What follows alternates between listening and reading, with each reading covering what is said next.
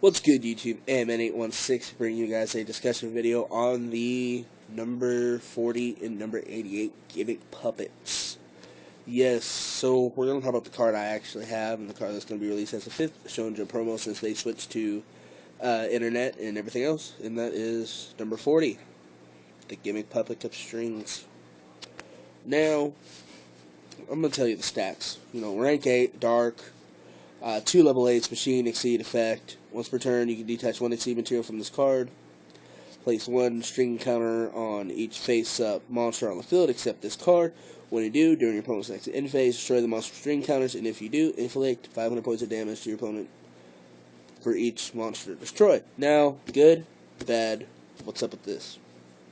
Alright, so the good thing about this card is you can actually run it in Dark Worlds.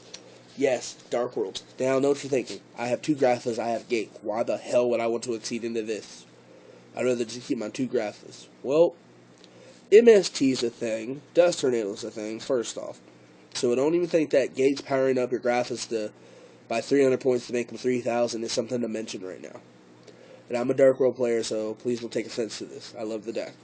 Now, what's a popular tech you like to side in your Dark Worlds?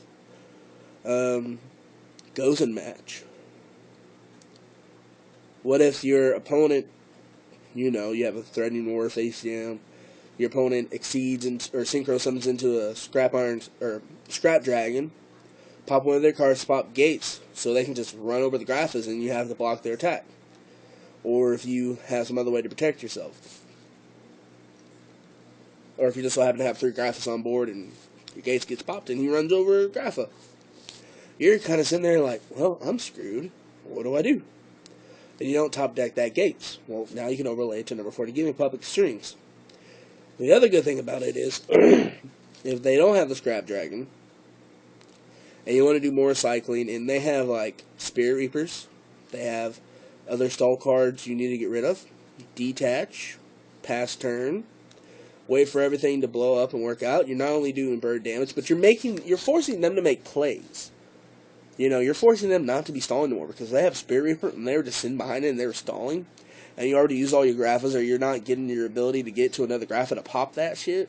I mean, this is really good. You're forcing plays. And if you make them, if they can't exceed or protect themselves with the Spirit Reaper, then it gets destroyed after the end of their turn. They take 500 points of damage and then you just opened up the game. Just because you went number 40. Now, is Dark Wolf the only deck that can play this deck? Not really. I'm making a fun deck. And that would also support number 88. Now, just show you the combo to get this guy out. It could be as simple as a double summon and Gaga Magician and Gaga Girl. So you make him 8. And you target Gaga Magician, making her 8. So you overlay for number 40. Or, for the new card we're talking about,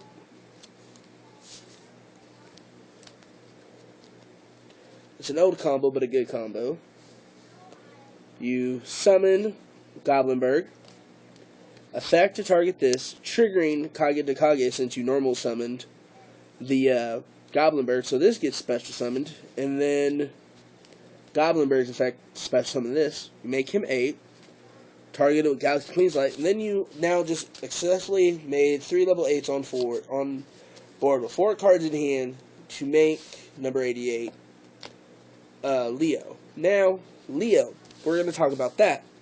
It's a rank 8, 3 level 8, 3,200 attack, 2,800 defense, I believe. I may be wrong on the defense, so don't quote me on that. And his effect is, as long as you have nothing in your spell and trap card zone, you can detach 1 card. When this card reaches 3, to put 1 Destiny counter on it. When this card reaches 3 Destiny Leo counters on it, or just counters on it, period, of this particular kind, then you win the duel. Now, I know a lot of people are like, well, fuck, this card's not going to be playable. Wrong. This card is definitely going to be playable. You just got to know how to play it. And you got to be ready to waste enough resources. Alright. First off, first things first. In order to get it out, You gotta be unconventional. You gotta make 3 AA to overlay into them. You gotta go ahead and discard that one. Now, here's the thing. It could be susceptible to Valor. Depending on the deck you run, you might want to run Herald of Orange Light in order to negate that, or Forbidden Dress.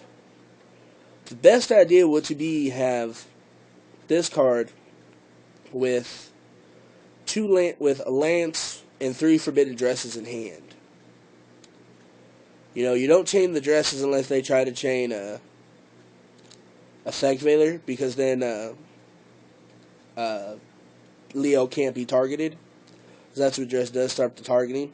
So they can't Dark Hole, they can't do anything. Running like Necro Gardenas or anything else can help protect it. And people are going to make this deck, and it's going to be ridiculous of how much this deck will win. Like, a lot of people are already predicting that number 88 is going to be a bullshit card, a bullshit number that you even try to play.